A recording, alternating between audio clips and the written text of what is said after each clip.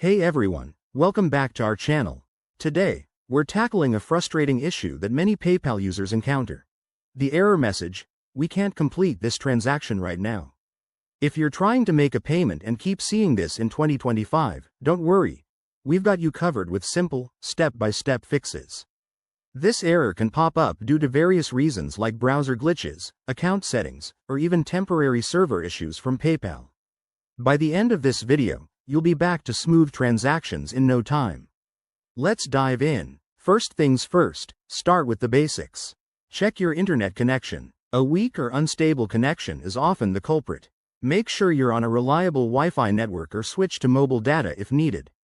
If that doesn't work, try refreshing the page or restarting your browser. Next, clear your browser's cache and cookies. Over time, these can build up and cause conflicts with PayPal's website. In most browsers like Chrome or Firefox, go to Settings, Privacy and Security, clear browsing data, and select cookies and cached images. Once that's done, log back into PayPal and attempt the transaction again. Another common fix is to update your browser or the PayPal app. Outdated software can lead to compatibility problems.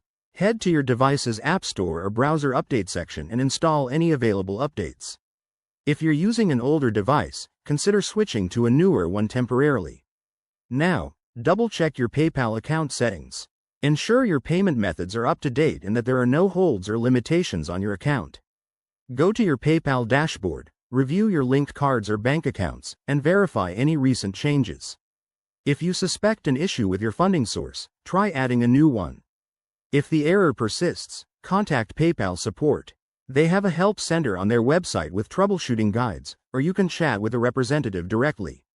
Provide them with details like the error code and when it started for faster resolution.